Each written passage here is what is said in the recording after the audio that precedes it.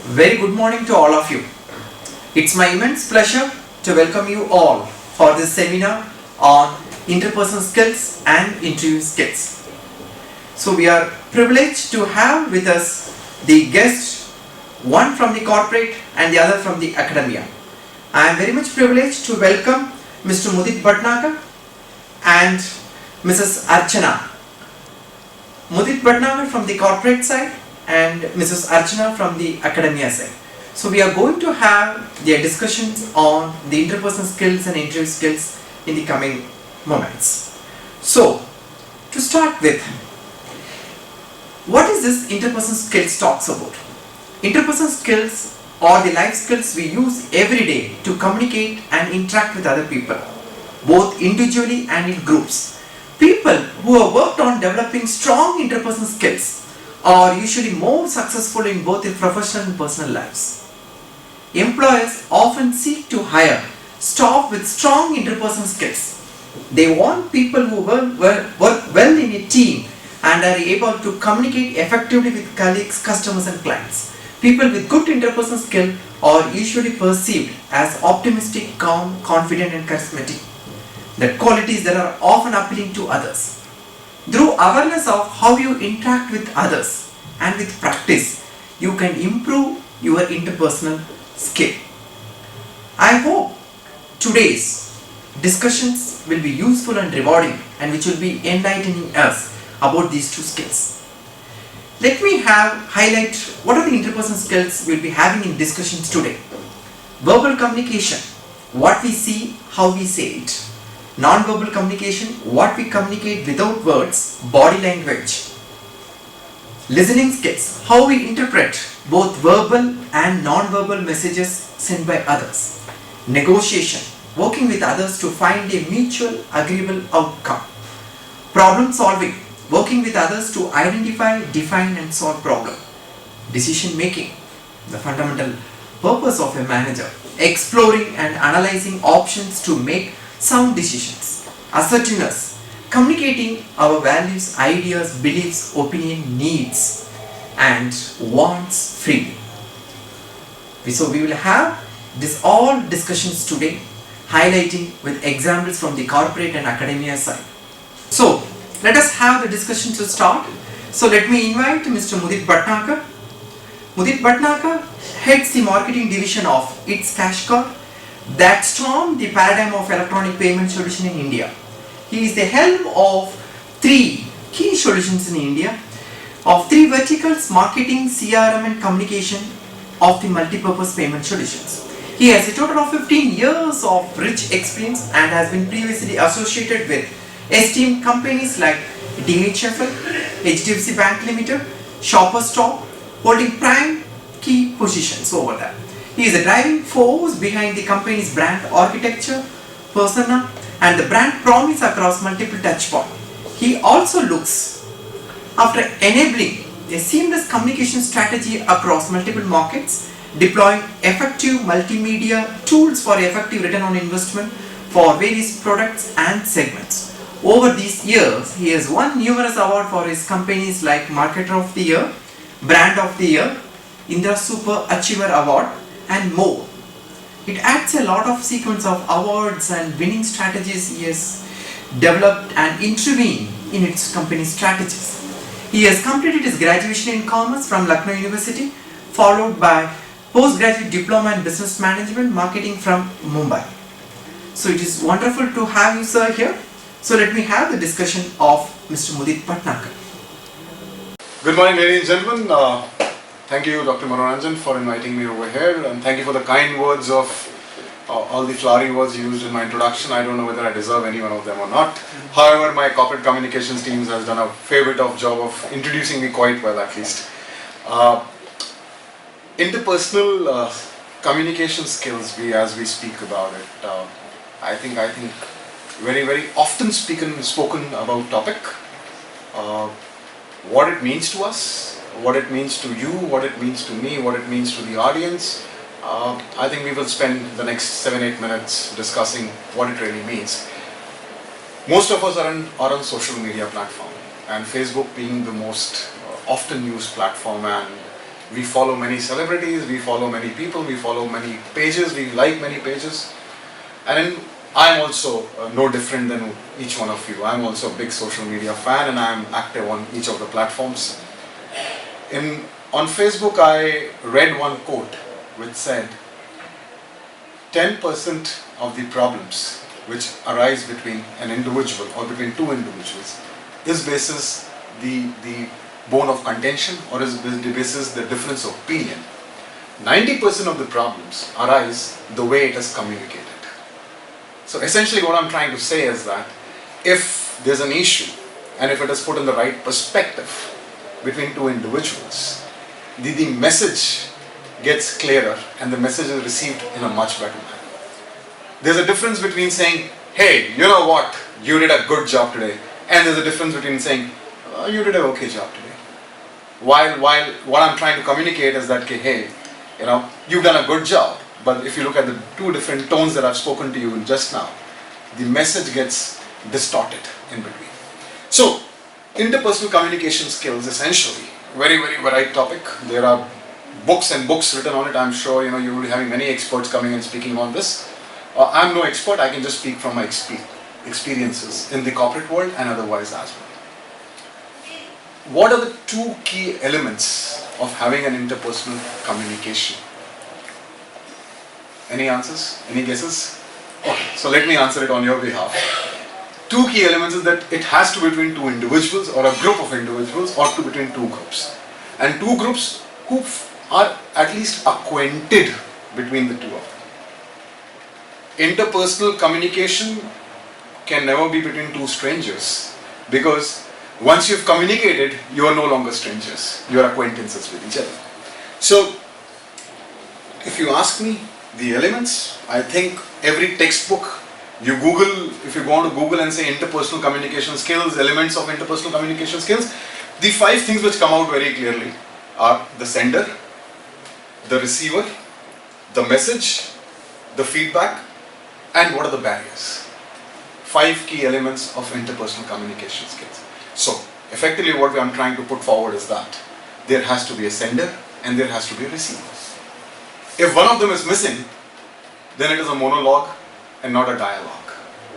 Then it can never be an effective communication. It is always you talking to you kind of the receiver, you are the sender, and you are also the barrier, you are also deciphering the message. So effectively, in interpersonal communication, you need to have two individuals or two groups having a dialogue between the two of them. The message, very important.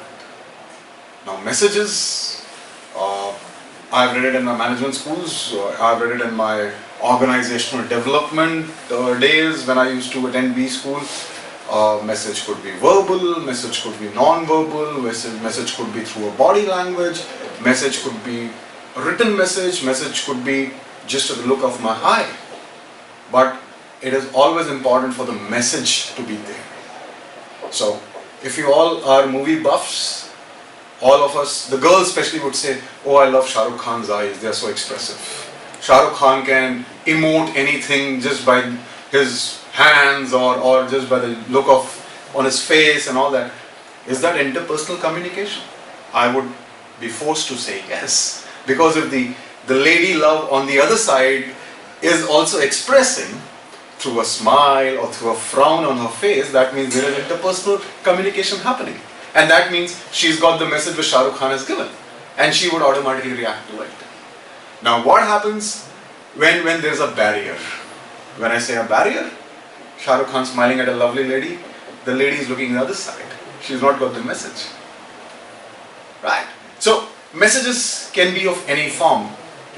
Just to make it a little bit more humorous, I could say, your eyes are so beautiful.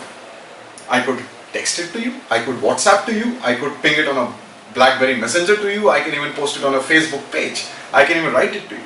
I can even just look into your eyes and just kind of blink a few eyelids and just move out. That's on the humorous side, okay? Nonetheless, feedback. What does feedback mean? During my retail selling days way back in 1998, 1999, 2000, we used to undergo a training program as to how to interact with walk-in customers. And the very first statement that we used to make was, "Good morning, sir. How can I help you?" Now, is there something wrong in the statement? There's nothing wrong in the statement. And most often the customers used to respond saying that, "You can help me, but you may not." That was the first message. So we used to go back to our training team and say, "Hey, you know what? We get this response very often. What is the right way to kind of strike a conversation between a customer who perhaps needs some help?" So the trainer used to ask us, "How do you know he or she needs your help?" We would say, no, we just find him loitering around. He's just kind of browsing around. I think he or she needs help. We'll say, no, please understand, every human being will give out a message or a signal that he or she needs help in any kind of an environment. So when you're drowning, if you can't shout, you would raise your hand and say, "Hey, you know what, I need help." The lifeguard has to be active over there. Okay. So in a retail environment, they used to say, please look for his body movements. If he's browsing something and he looks around as if, he's trying, his eyes are looking for somebody. His eyes are looking for someone, okay, he wants to know something. That's the time to approach him or her and say, "Hey, not how can I help you, but how may I help you?" Because he's already communicating with the environment over there using a non-verbal message. So the feedback he or she is expecting is that somebody would come up to him or her and say, "Good morning, ma'am, good morning, sir. I reckon you need some help." That's a feedback which comes. So that basically he sent out a message, you've received the message, and you've given a feedback. Now the barrier comes in between is that his body language says that he needs help, and you are not attentive. You are doing something else. Or you are attentive, but you chose not to be attentive.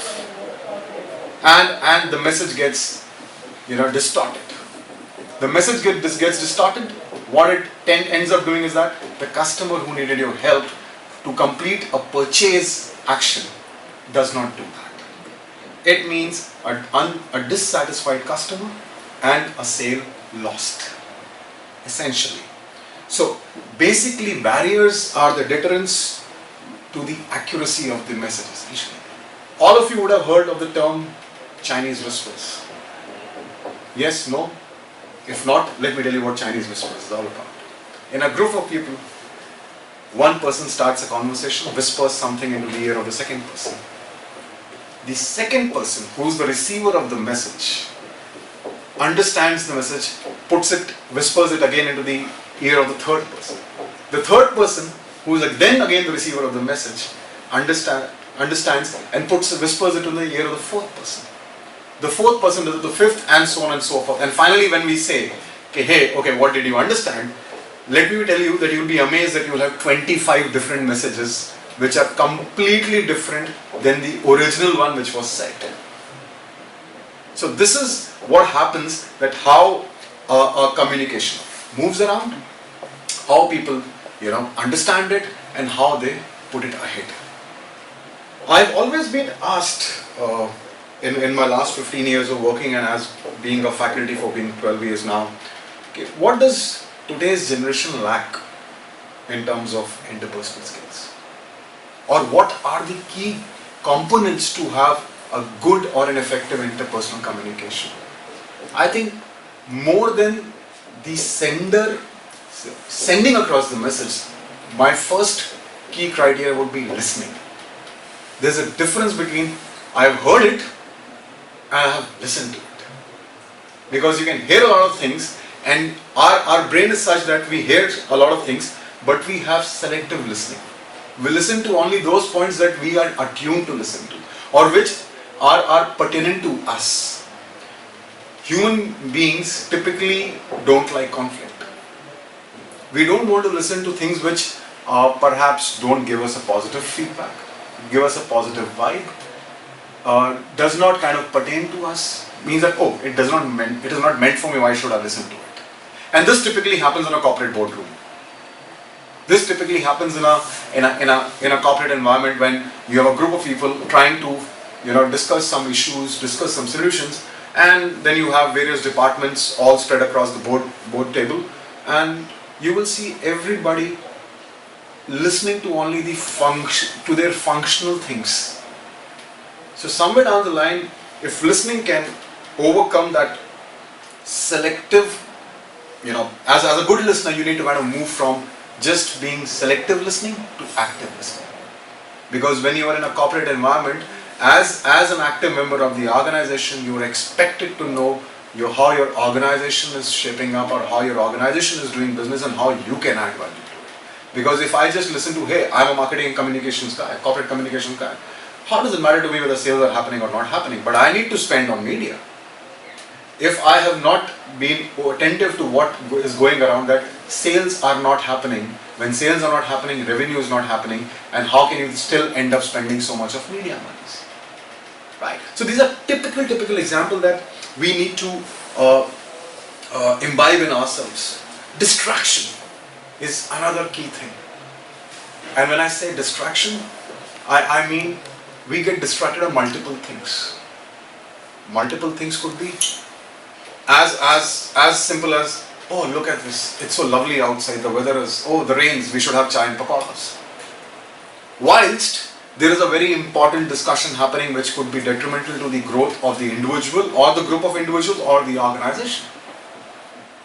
Like I remember in my school days, my teacher used to tell me, hey Mudit, you're as attentive as if I were to ask you, why didn't you do your homework, you would say the dogs are barking outside.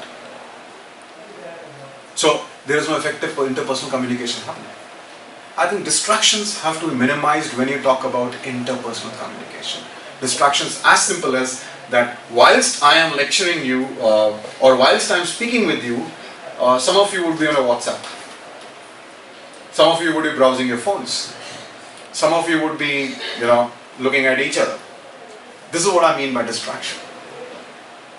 And these distractions have to be eliminated, because if you were to be present in a corporate environment or in a very formal environment, and you were attending a discussion, and if you are distracted by elements around you, and if you were to be asked a question and if you don't have answers, it gets very embarrassing. I always believe, do unto others as you want others to do unto you.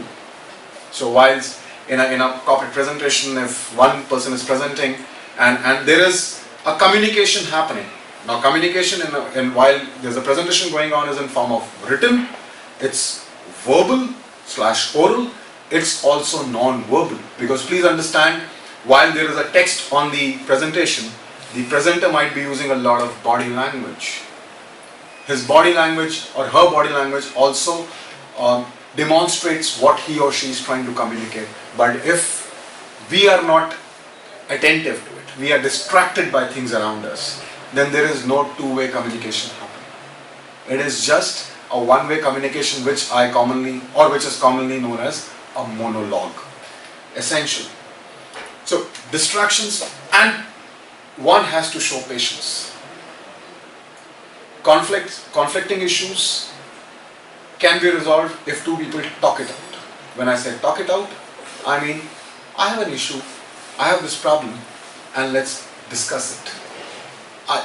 By virtue of me being impatient, I may not even listen to the entire essence of the dialogue or the discussion and jump to my own conclusions, which may be detrimental to the result that is being envisaged. What it means is that two people getting into a room to talk it out, to resolve a conflict, the conflict will still persist if patience is not demonstrated by either one of them. And in case of being impatient, it always becomes my word against you. In Stephen Covey's, and I think if my memory serves me right, 7 Habits of Highly Effective People, if that is the title of the book, there's a term called I am okay, you're not okay. What it means is that if I'm trying to communicate something to the other person who's the receiver of the message by saying, listen dude, this is what I mean, you don't understand it, please understand it, and please do it this way, which means that, hey, my word is the law, and what I'm saying is the final word, the other person will never ever effectively receive your message, and he will have a barrier to it which will block the feedback onto the message. So when we're talking to an if you're talking to an audience who's relatively inexperienced than you are, you have to go down to the level of that audience and speak to them in a language which they understand. If you are speaking to a group of people or an individual who happens to be far more experienced than you, then you have to, your pitch, your message has to be at that level to get into a dialogue. Otherwise, it will just, the communication chain breaks over there. So, to sum it up, in my opinion, if somebody was to ask me what are the key elements or what are the things which are very, very important in interpersonal communication, I would always say clarity of the message, what is expected post the dialogue, which is feedback. Try and minimize the barriers in it, be patient, do not give in to distractions, and please, please, please open your ears and more importantly your mind from hearing progress to listening. So that's all I had to put forward when it comes to interpersonal communication skills. Thank you. Thank you, Mr. Mudit Bhatnagar. You have made a wonderful discussions and wonderful view which you have expressed. So now let us have Professor Archana from the academia side. Professor Archana is a highly experienced human resource professional with more than 15 years of experience in the industry. She has completed her post-graduation in personal management from Mumbai, and she is also a certified performance and competence developer. Professor Archana is associated as a faculty with various reputed institutes like Tilak Maharashtra Vidyapit, ISMT, IMS and Jaro Education. She is also a corporate trainer specializing in soft skills, communication skills and personality development program. With her wonderful experience into the academia and corporate academia exposure of training and other things, so we will going to have enlightened discussion of the various themes about interpersonal and the interviewing skill. With her knowledge and experience, Professor Archana has been an instrumental in designing and setting up the human resource department in various national and multinational companies. So I hope you all will be having in wonderful discussions and viewpoints in this regard from the academic sector. So let me welcome Professor Archana to the stage. Please. Hello people, we are going to talk about interpersonal skills today. How was that starting? Absolutely no eye contact with those who I am talking to. It doesn't happen. This is not interpersonal skills. When I say communications, what comes to our minds first? Speaking. But it's just speaking which is communication? No, it is speaking well which actually creates communication. Of course, Mr. Bhatnagar has covered a lot of points about communication, how a receiver, a sender and a message has to be there. Let's look at some more points about communication. No, about interpersonal communication. So as I said, speaking well is one element, one point where communication starts. And the next is making comfortable conversation. It's not just making a conversation with another person or your pet or your telephone or through any other media that you're using, but it's making comfortable conversation. Now when I'm talking about comfortable conversation, it's not only that you're comfortable with a language or with a particular topic that we are covering, but it's also about making the other person comfortable by speaking the language, by speaking the voice, or by speaking the topic that is interesting enough for the other person, and also being comfortable yourself, and only then effective communication will take place. After that, everything like interpersonal communication, interpersonal skills come in the picture. Most important is communication, conversation. Because communication can happen through telephone, can happen through WhatsApp, can happen through Facebook, very rightly said by Mr. Bhatnagar.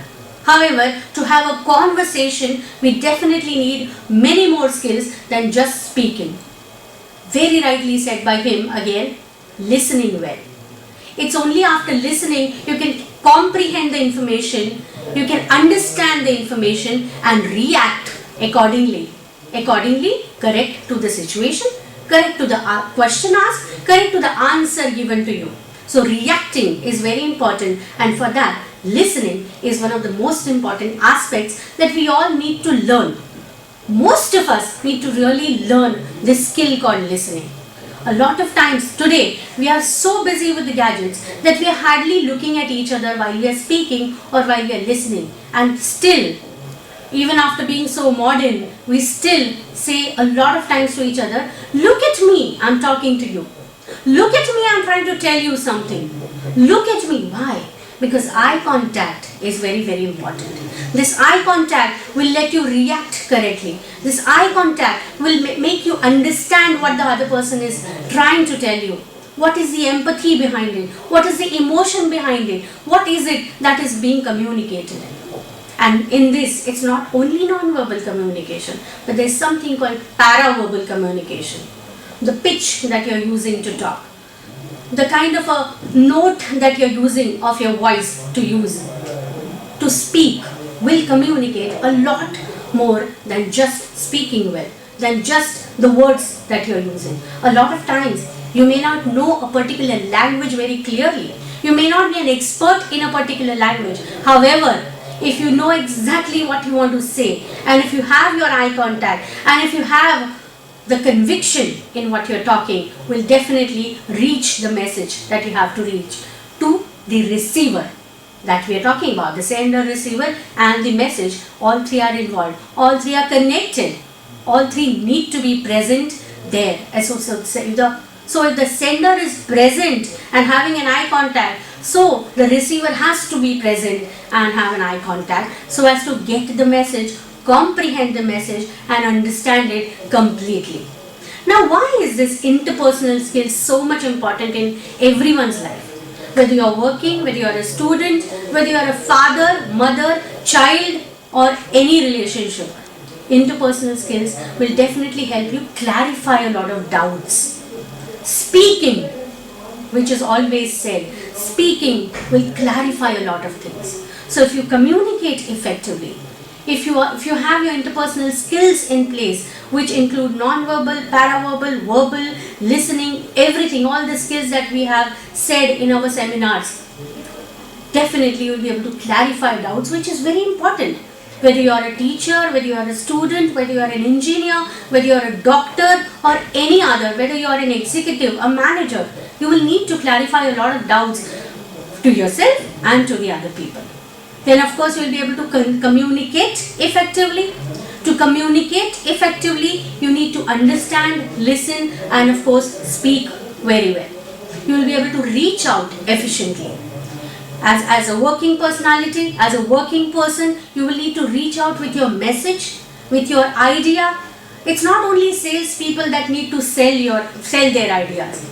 It's a lot of us, it's most of us need to convince other people about our ideas. Be it a corporate meeting, be it at home, about a new project that you want to do, about a new career that you want to select, or anything else. You may need to convince, you may need to reach out your message very, very efficiently, very, very effectively. Only then will there be a discussion and a decision made. Then of course, as I said, repeating again, sharing your ideas successfully. If you have an idea, if you can share it successfully with the proper situation, with using the proper situation, situational factors, and of course all the interpersonal skills like listening, speaking, and sending a message, non-verbal cues as well as your verbal cues. Of course, your ideas would be shared, accepted, and received very well. To build relationships, I think it's the most important part in everybody's life. And when I say relationship, it's not only personal relationships. In corporate life, there are a lot of professional relationships that you're making. Today, corporates have become flat. There are not as many steps, there are not as many promotions that you may be getting as far as your positions are concerned. However, you need to connect professionally very well. You need to have your relationships in place in order to reaching out, in order to getting your promotions, in order to reaching out your ideas, in order to learning a lot of things within corporate and going ahead individually as well as professionally. And of course, the most important is to understand other people. To understand situations, you need to definitely have these interpersonal skills. Most importantly, listening skill. Again and again, because as I said previously, we all need to definitely improve on our listening skills. Now, after talking so much about interpersonal skills, how do we sum it up? Only 3 words. I would say it's kind of a golden rule. Only 3 things that we need to remember: silence, time, and of course space. How do you use all 3 aspects of communication? Silence. I think all of us need to understand when to keep quiet and when not to keep quiet. We've been seeing a lot of advertisements nowadays about raising your voice against something wrong happening on the television. Even on the radio, a lot of these kind of ads are being played. A lot of YouTube videos of these kind of advertisements and this concept have been shared through a lot of media. So that means sometimes you need to be silent and sometimes you should not be silent. I think all 3 things, silence, time and space, we all have been using since our childhood. We know exactly when to keep quiet. You know your mother's or your wife's mood is not really nice, so you would rather keep quiet, keep watching the TV, or you would rather not watch the TV and just keep silent. You know time. Time is a concept that we all have been using since childhood. We want to ask for something from our father. Say we want to ask for money from our father to go to a picnic in our school time. How do you ask for it? First of all, you talk to your mother, ask for some money. She would say, please talk to your father because it's better if you get it from him. Father comes home from his work. You see he is a little tired, probably a little irritated. Silence is the thing that you use here.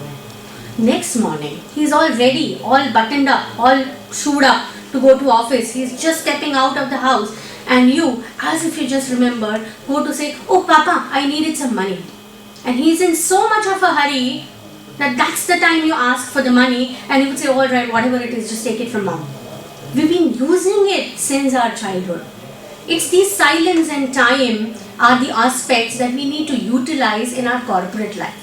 We need to utilize them basically to make ourselves better individuals, better professionals. How do you use it? When do we keep quiet? When do we talk? So in this when and quiet, these 2 aspects are anyways used, anyways understood. Space. When I say space, I think of my cupboard. Well, I would rather not open it because a lot of things might just fall the moment I open my cupboard because I'm not using the space effectively. On my desk at work, what all have I put? Oh, I may have a nice planter there. I may have my child's drawing pinned up on my working desk. I may have something like a mug, the best sister in the world kind of a mug kept there. Oh, it looks very neat. It looks very warm. But how are my files kept? How are they kept? Are they all scattered around? Are they all neatly stacked? Are they all labeled well? So this space, using space. Your space is talking a lot about you. All these 3 aspects definitely do have an important place in your interpersonal skills that you have to use. They all communicate in a different way. When you're quiet, you're communicating something. When you're angry and you're quiet, you're communicating your anger. When you're waiting, there could be pregnant pause, there could be dead silence. Why are these words there? Because there is something called silence which communicates. Time. It's not only reaching on time somewhere which is important, but utilizing the time that you have got. You reach 20 minutes before an interview. What do you do with that time? While away looking around, people coming and going in the reception, just going through all the magazines, glossy magazines kept there? Or do you use it to relax, freshen up yourself, fill up the questionnaire or the paperwork that will follow? Of course, we will be talking about it. Oh, talking about space, this reminds me, how do you sit when you go to an office? Where do you keep your bag? Where do you keep your umbrella if it is monsoon? Where do you keep your papers? How do you keep them? If you need to show one paper out of a stack of 5 papers to your interviewer or to somebody in the meeting, how have you arranged it? Do you find it quickly? Space. Everything that you use, whether it's in your folder, in your bag, around you, how do you sit? Do you lean too much ahead? Do you lean too much behind? Is your bag on your back or is your bag on your lap? How do you handle it? Are you playing with that bag handle continuously? Space. Everything that you use around you is space, and how do you use it? Now this all is very, very important, especially when you want to go for an interview. Because interview is not just a chance to tell about yourself, but it's a chance to sell yourself there. Yes, you are selling yourself there, and that's how we all are salesmen. Let's just specifically talk about some tricks and tips that I can include in this session about some basics of interviews. One very, very important thing I would like to tell you is stress is an unavoidable part of any interview. You are of any age, how much ever experience you have gained, whatever kind of a position that you are going for an interview, stress is a part of it, and we all have to handle it. We all have to learn to handle it. What does stress do to us? Oh, stress makes us look very funny a lot of times. We sweat out. A lot of us tremble. A lot of us play with our hands. A lot of us chew our nails. So we got to observe ourselves, what are those nervous habits that we all have or I have, and how can I tackle it? For that we need to observe ourselves. Look at yourself in the mirror, especially when you have stress, especially when you are nervous. What happens to you? Okay, I sweat. Does it look? Do I sweat too much so it will be seen? In that case, you have to understand how will you tackle it. Do I chew my nails? Do I play with my nails? If I do, what will I do so that I can control it? Before you go for an interview, you have to research the company very, very well. Even if you've been partying until 3 a.m. in the morning, you've been sloshed completely. However, if you have an interview at 9 o'clock, you wake up at 7 o'clock, freshen up yourself, look at the company website for one last time, and only then go for the interview. Remember and mention your strengths and your success examples in the interview. Of course, I'll be giving you more specific tricks to handle interview before, after and within. However, these are some common ideas that we all probably miss out on, we all probably shy away from. Do not degrade your past employer ever while you are in an interview. And of course, never ever be dishonest. Don't be casual about any question either. Okay, I don't want to be dishonest, but I don't know what to answer for this particular question. Alright, but don't be casual. Don't avoid a question. Now these are some general tips. Now what do we do before an interview? Like I said, you have to study the company well. Likewise, you have to know your own resume very well. What have I written in this resume? Why have I written this particular point in my resume? Is it still valid about me if I have written it? How does it work to show me a good personality, or how does it help me to be chosen for a particular job? You have to have all these answers ready, because your interviewer is definitely going to point it out. Like a hobby, you've written, my hobby is reading, because of course it sounds very, very positive. And the interviewer is a reader. They will ask you, so who is your most favorite author? And you say, Sidney Sheldon. And the interviewer is reading Sidney Sheldon at that moment. And they start discussing a book, whereas you have not even seen a face of a Sidney Sheldon book. So that's why you're being a dishonest person. That's why you've just written because you want to be flowery and sound good in your resume. So be very, very careful. If you have written something in your resume, study it well. Have a backup for it. Understand the reasoning behind you writing about it. And of course, you have to review your own skills. What skills have I acquired in the last 1 year of my working or of my college days? How can I use them to impress somebody in the interview? Like I said, it's a chance that you sell yourself to the interviewer. And of course, you have to become extremely familiar with the job description and job specification. Very, very clear about it. So that you will be able to reason as to how do you fit for the job and how are you the best fit. Like I said previously, you arrive 15 minutes early, relax, understand, finish all your documentation, paperwork, filling a form or anything like that.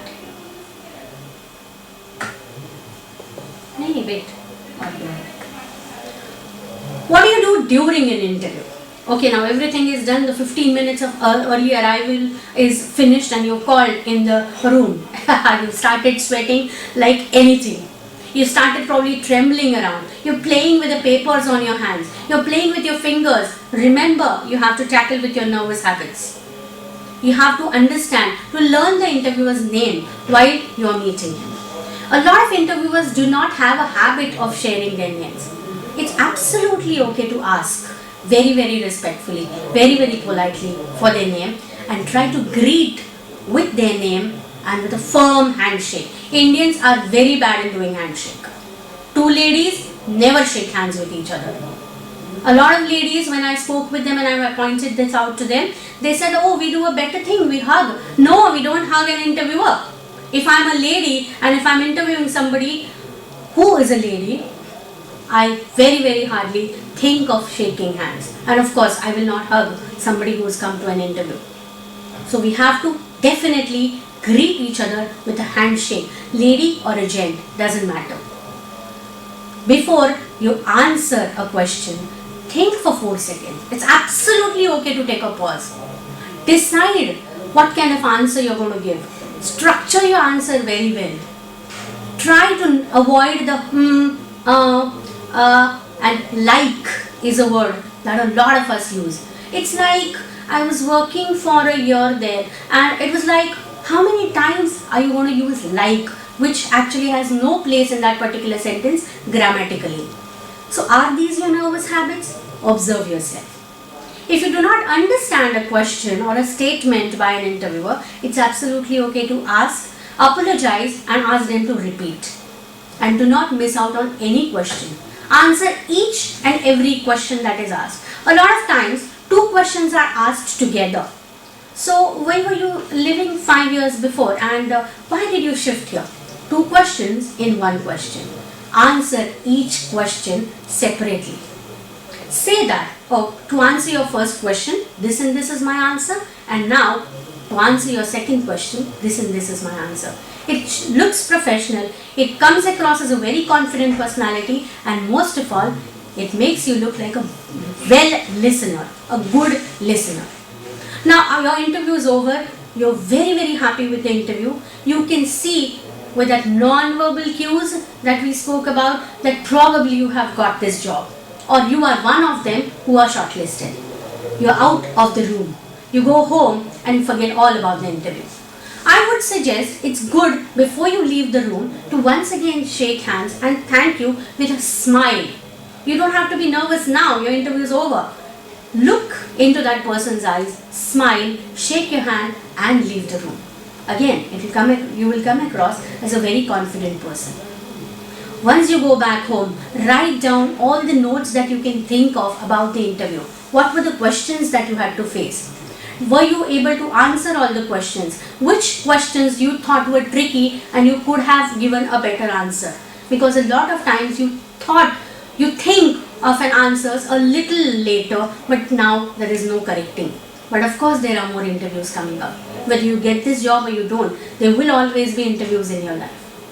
And of course the best thing is to follow up with a thank you email to the person who's interviewed you if possible. If not, your contact. It could be your recruitment agency or anybody who has called you for the job. I'm sure you will have the email address. It's the best thing to send a thank you email. Say that it was a pleasure meeting you if the interviewer has met you. If not, thank you for arranging this interview for me. But please do not ask for any feedback in the same email. Please do not ask. You can ask for the feedback after 2 days that you have after 2 days of attending interviews. So to sum up, what you have to think about is, of course, interpersonal skills. But more than that, how and where am I using them efficiently, effectively, and to make myself one of the best persons, a more developed person every time I use an interpersonal skill. And how am I going to grow professionally? By using them more often and by brushing them more often. Thank you. What are the elements of interpersonal communication?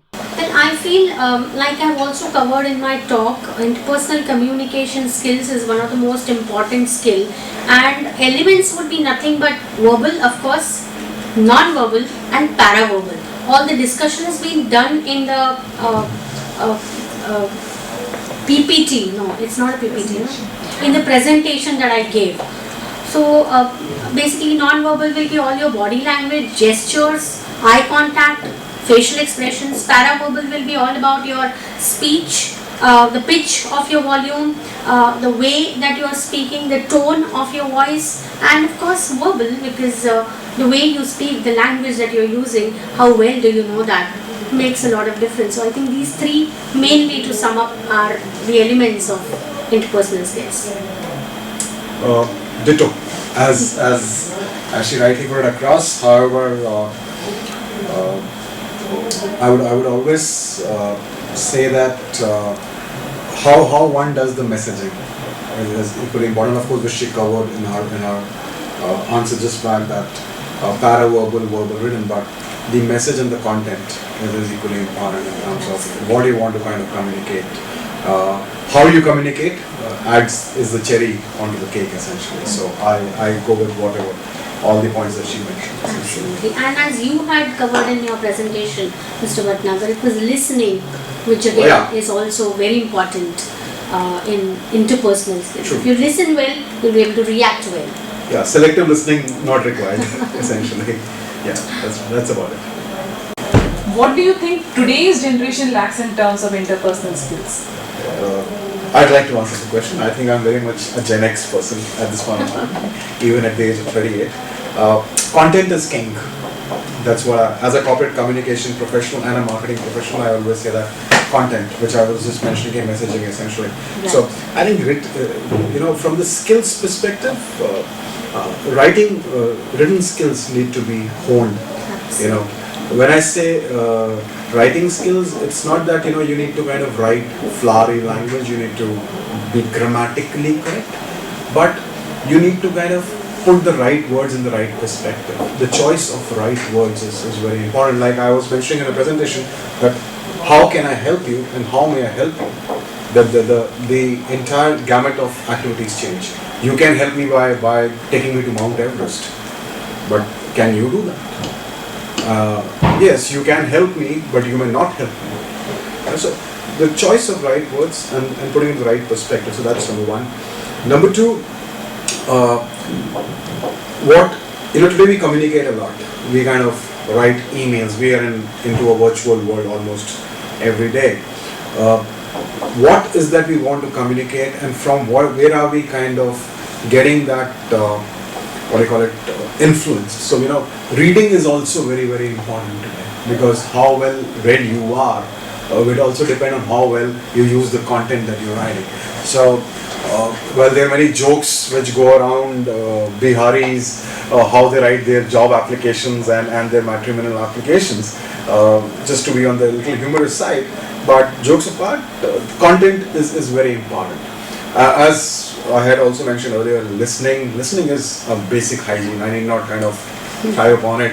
If you can't listen, you will never be able to decipher the message. But written communication skills are very, very important. And I think that's somewhere, today's gen, not just today's gen, everybody actually needs to improve upon, or needs to continuously hone. If you have anything to put together. Well, yes, I do agree. However, I feel today's generation they have their own goals. They are set on a particular ambition as well. However, what they lack is the sight. They do not know how to break that ambition down into goals, and how do you step by step meet your goals, and only then they keep looking at the ambition. They will not really think about the way that they should be in any way, but they want to meet the ambition. And that's what I think should be taken a little more seriously. Yes, of course you do have an ambition, but I think you need to think about the ways to meet. Otherwise you meet depression very early in your life, which is happening with today's generation. Yes, somewhere down the line you want to kind of win the battle but lose the war. That's how it is. So we are looking for quick fix solutions. That's what we want to do. Need to have patience when it comes to ambitions. I always believed in my working career over the last 15 years that Step by step really helps. And each step has to be broken down into a meaningful action and an execution, a milestone. So while everybody is ambitious, so am I. I think I'm overtly ambitious, but my ambition is broken down into smaller milestones, and then those milestones into actionables, those actionables into immediate execution. Those immediate execution plan means that I need to be more well read, and how do I communicate that across, because in a corporate environment, I alone cannot do things. It's my team who does it for me. So what messaging I do to them is equally important. So it's again a part of intercommunication skills. How do you weave the entire team for one common goal? Yeah. That is very important. So what we lack today, even we, because we are young enough, is I want to buy the Ferrari first and then I want to learn the driving. That's what probably is what I'm doing, which we must avoid. Which interpersonal skills from your perspective is or are more important? Listening and patience. Absolutely. And of course non-verbal communication. Eye contact, because if you're not looking at somebody while you are talking, you're not talking, you're not communicating. So I think it's just a short and sweet answer. Second that. For a change. How does one develop his interpersonal communication skills? It's a very academic question, frankly, because developing interpersonal skills is not an overnight process. I think the first step in this process is to observe yourself. Like I also said in my presentation, do you have any nervous habits? Observe yourself.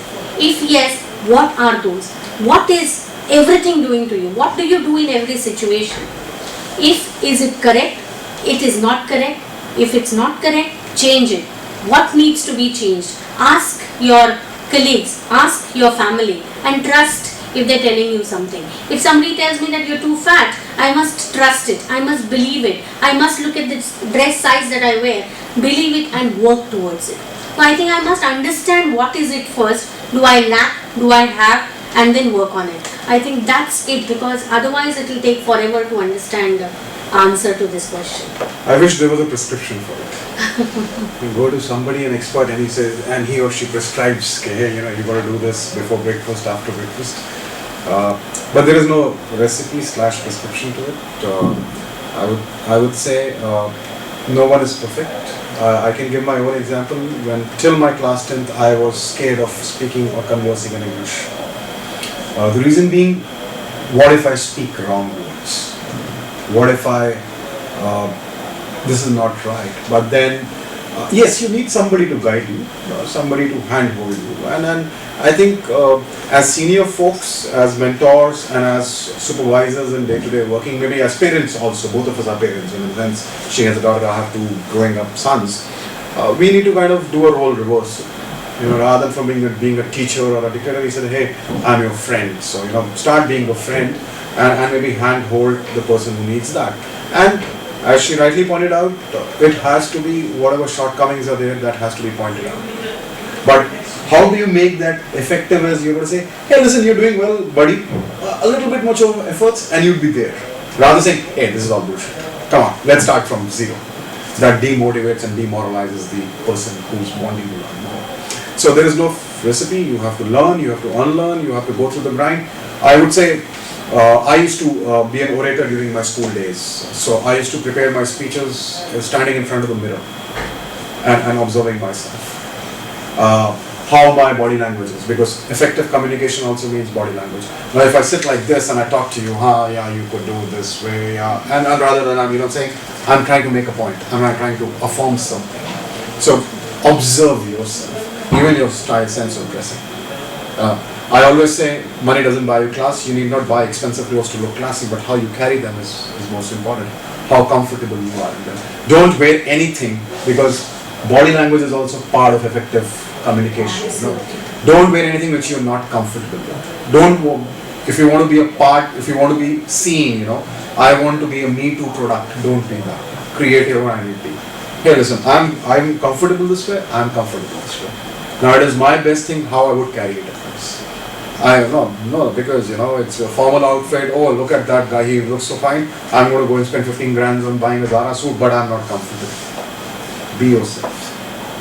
evaluate, know what your shortcomings are. Nobody is perfect in this world. So, but yes, you need to find a mentor who can perhaps at work, at home, in your social circle, whom you feel that that person can be trusted enough to groom you.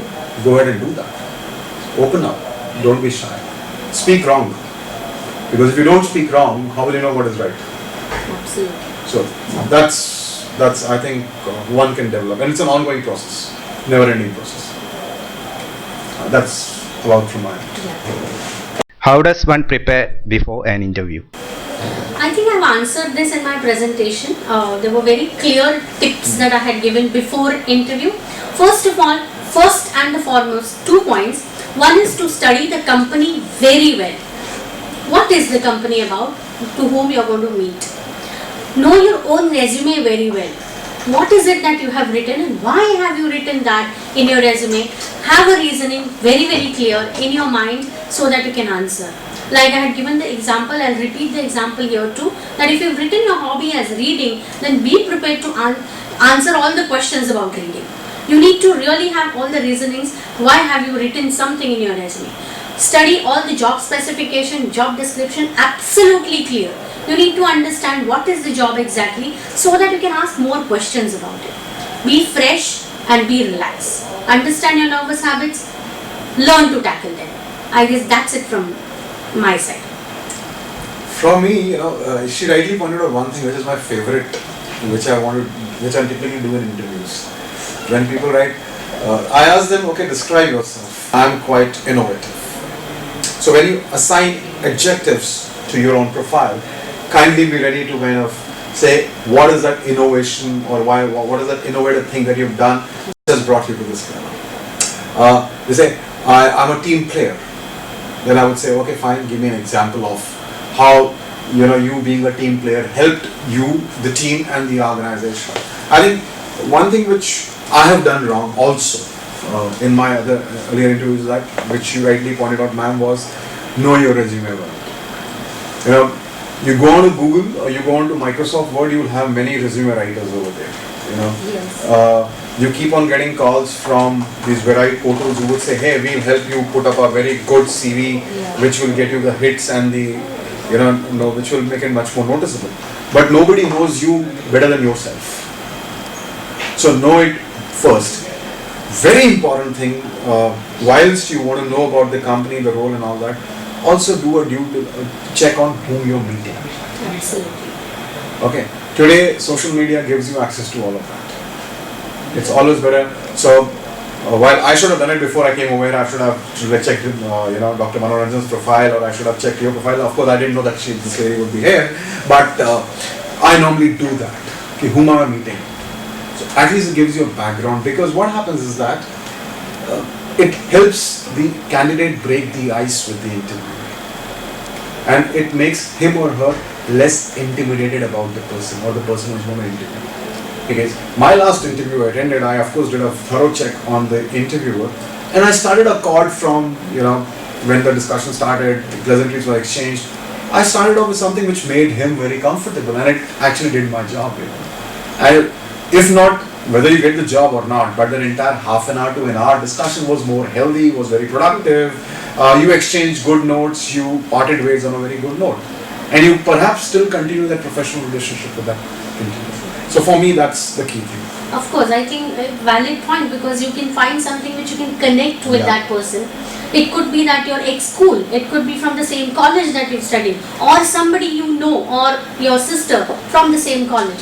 It could be anything that will make you comfortable in a situation to meet with that person. Oh, alright, I know this person because he's from the same college. So I somewhere myself feel less nervous maybe from the candidate's point of view. True. Is it alright to ask questions to the interviewer? At the appropriate time, yes. Opportune, it has to be opportune. Don't jump. Don't show enthusiasm to ask the question. Because please understand, the person who's interviewing is also definitely knows a little bit more about what the business is. And since he's interviewing you, or she's interviewing you, he or she might be your next boss. Okay, so I'm not saying that You have to be very subdued, you have to be a little lamb in front of the tiger or the tigress, but it has to be done at an opportune time when you are invited to ask any question. Also, I would want to say, ask the relevant questions. If you ask, okay, so do you have a 5-day week? Or what is the holiday policy? I'm just giving examples. Okay. Acha, what is the grooming norm over here? These are irrelevant questions because it also depends, you can make out from when you enter the office, how the office environment is, you can make these things out. That can be asked at a later date when you are about to join or whatever it is. But these have to be appropriate, which are detrimental to the role that you're being interviewed for. So, yes, it's fair and right to ask questions, but at the right time. Yeah, like he says, content is very important. So what are you asking, when are you asking, and why are you asking? Because by asking the questions, the examples that he gave, it's like you are assuming that you've got the job. Yeah. So it's being overconfident there. That okay, I'm going to get a job, now let me know the holiday policy. I mean, is it relevant there right now? No. But I think at the same time, it's good to ask questions about company, plans of their growth, about their probably recruitment plans, so that you would be able to refer some people who you think are fitting in the particular job. A lot of times that happens. Of course, that depends on what level of the position you are going for. But I do advise people about asking for what are the expansion plans. Automatically it will come out what are the kind of people they are looking for. So it would be really nice to ask a couple of questions and not just accept whatever they are asking you and go back. But please do not ask about salary immediately. Otherwise, it is the first question a lot of times. So what is the salary range? Yeah, true. But I think that only is restricted to a certain cadre of interviewers. Yeah, that's fine. What position are you getting interviewed for? It makes a lot of difference. One thing which I want to kind of highlight, I don't know, is grooming. Very, very, very important. Punctuality. Typically in monsoon-prone cities, you always blame it on the rain. Whilst you're in the season of monsoons, please be well prepared. Don't blame it on local trains being late. Don't blame it on flooding. If it is happening, please pre-inform. Don't assume that the interviewer would assume that it is raining, so assumingly you're going to be late. Sometimes, at least to me as an individual, as a professional, it puts me off if somebody doesn't turn up on time and if I'm not informed about it.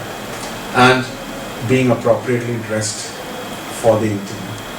Because 20%, at least this is for me, 20% of times, see in retail there's a concept called polite zone in retail. What it means is that from the minute or from the spot you enter the store, from there to a distance of 5 feet, customers typically make up their mind whether they're going to go beyond browsing or not. It's called the twilight zone. For me, that is the twilight zone. The minute the candidate knocks the door of my cabin, the grooming, the way he or she presents herself or himself, I think 20% goes over there. If he or she is not appropriately dressed or is late but not informed, I'm switched off. Sorry for being harsh, but that's the reality. And that's a corporate reality. So you have to show respect for the other person's time and your time. Absolutely. So that's what I wanted to make. Also, since we're making some extra points, one point just popped in my mind is when I was speaking about nervous habits especially. Now you may not be nervous about an interview, but a lot of times when you meet the interviewer, you suddenly tend to get a bit nervous because probably the interviewer is extremely beautiful or extremely ugly. It definitely puts a kind of a gap between you and them. You are suddenly intimidated by the look and the feel of that person. Sometimes it could be just the personality of the interviewer. He could be very tall and hefty, or somebody who's extremely thin and lean on the personality. A lot of times these kind of shocks make you nervous. You're not expecting a foreigner who is going to take an interview. You do not expect a particular accent that you might not understand very easily. So these are the things that definitely make a lot of difference in the interpersonal skills during interview. And they play a lot of role in either you're being nervous or you're distracted. Like he mentioned, Mr. Patnagar mentioned in his presentation about distractions. These are some points that you have to be prepared for. Shocks. These are pleasant distractions. Nobody's going to mind that actually. Thank you, Mr. Mudit. Thank you, Mrs. Archana. So, it's a time for the vote of thanks. So, I hope you all people have enjoyed a lot of discussions on the interpersonal skill and the interview skills. I learned a lot, even though we were into this field, understanding each other and how the communication plays an important role. So, it's my privilege to propose the vote of thanks to Mr. Mudit Bhatnagar, its Cashcott, and Mrs. Archana from the academia for their valuable discussions on interpersonal skills and interview skills. I express my sincere thanks to the organizer of this event, media partners, and the faculty involved, and the audience for their valuable time and their presence, and those who put questions for the valuable interactions. I express my special thanks to all of them. It was a wonderful event in which we had discussions of the corporate and academia view about the interpersonal and interview skills. I hope it must have benefited the majority students who will be in the process of applying and approaching for their progress in their career. So, with a warm thank you note and with a warm wishes to all present over here and a best wishes to all, and sincere thanks to our guest, I, Dr. Manoranjan Pira, sign off. Thank you.